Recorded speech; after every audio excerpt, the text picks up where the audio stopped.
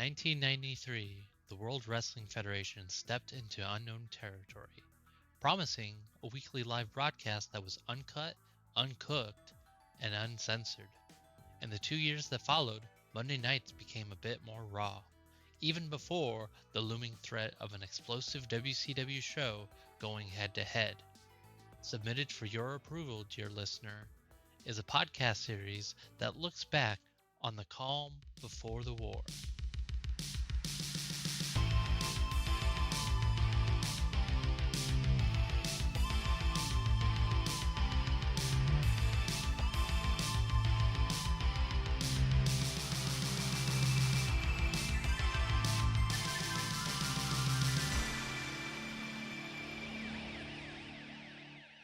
Hello and welcome to The Calm Before the War, a series dedicated to looking at the first 2 years of Monday Night Raw. I'm Alex Smiley and I'm excited to go on a journey to look at a pivotal moment in WWE history and a time when the business as a whole began to shift into a radically different direction. To get a better understanding of the significance of the Federation's effort to promote a live broadcast every week, however, I wanted to take a moment and turn the clocks back even further to look at what came before.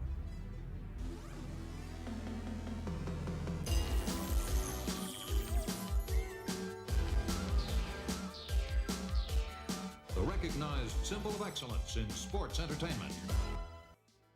Pro wrestling has had a vast and varied history of how events are presented to the widest audience possible.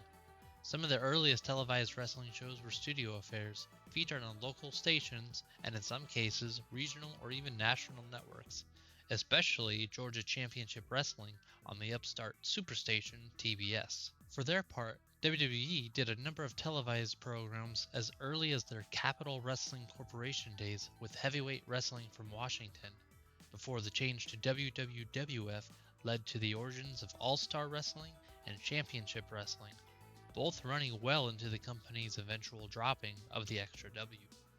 These programs, along with Wrestling Spotlight, Superstars, and Wrestling Challenge, served as syndication staples for the Federation, focused on a mix of pre-taped matches and interview segments, whether they were with Federation staff like Gene Okerlund or superstars such as Roddy Piper in Piper's Pit.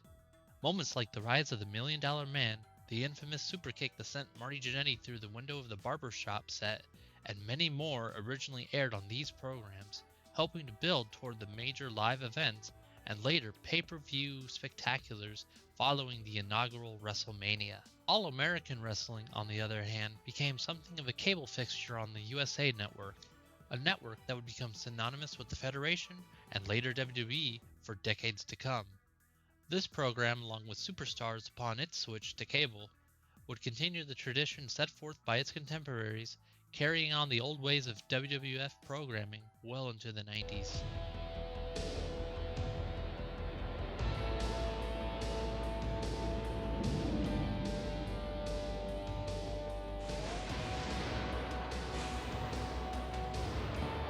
The WWF, what the world is watching. WWE's programming would get more experimental over time, including the likes of Tuesday Night Titans, a variety show running from 1984 to 1986 featuring a talk show style and the superstars of the Federation showing a different side of themselves. Some of the most famous moments in WWE history come from this show's run, helping build towards a bigger live event in a unique fashion. Saturday night's main event marked a return to network television and featured the stars of the Federation colliding as opposed to enhancement matches, as was the style at the time. This format proved quite successful in television ratings, with the inaugural edition scoring an unprecedented 8.8 for such a program. These network specials provided key developments in the build to the major pay-per-views, aka the Big Four, with many moments stitched into the very fabric of the Federation's change of direction. The success of this program led to the creation of a spin-off titled The Main Event, a series of 5 specials from 1988 to 1991 that followed much of the same formula on a different night. This proved to be an early success as well, with the first special scoring a 15.2 rating for the night and featured the highly anticipated WrestleMania 3 rematch between Hulk Hogan and Andre the Giant.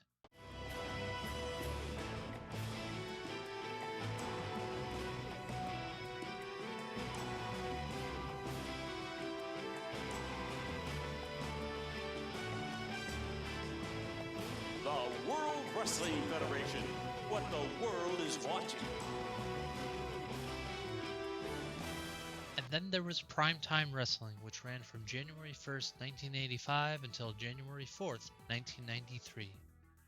The format and host would change over the course of its run, with Gorilla Monsoon and Bobby the Brain Heenan being its most renowned pairing to host matches previously taped, eventually settling into a roundtable format for the final years. In addition to matches from various live events, Primetime would see many segments air and several superstars and other guests make appearances. December 21st, 1992 would mark the beginning of a new era for the Federation, when Vince McMahon announced on that evening's Primetime Wrestling that a new show was on the horizon. Of the holidays, I think it's important that everyone know that, well, prime time is sort of winding down as such. I mean, come January 11, you're going to see a brand new prime time. As a matter of fact, there won't even be a prime time. It won't be called prime time. Bobby the Brain Heenan live from New York. It's going to be Monday Night Raw. Whoa, wait a minute. New year and a new day. Hold it. No more prime time? Well, we only have 2 more shows of your regular prime time here, folks. So we're going to be tearing down the set and things of that nature, bringing you some of the best. Prime time is over. It's over. It's going to be in several And the weeks. 11th starts the new show. It's a brand new year. January 11, Monday Night Raw, live from New York. You don't understand something. What? That means I'm out of a job. Bingo. I'm supporting an orphanage in Cleveland. You're right. I need the money. You just can't pay me like that. Your luck is just run out, buddy. Wait a minute. The final 2-hour primetime aired the following week with a 1-hour retrospective on January 4th, 1993, before the Federation ushered in something completely different. We certainly do invite you to join us next Monday night, live from New York, from the Manhattan Center. It's going to be Monday Night Raw. Thank you for listening to this first episode of The Calm Before the War. Next time, we'll be taking a look at the first 3 episodes of Monday Night Raw, leading into and coming out of the 1993 Royal Rumble. Thanks to Josh Innes of NSX for the sweet 80s remix of the Monday Night Raw theme song to open and close this podcast. Josh is from the Northwest Indiana and Chicagoland area and has some awesome work in music, photography, and more across his YouTube and other social media channels at NSX. Until next time, I'm Alex Smiley, and this has been The Calm Before the War.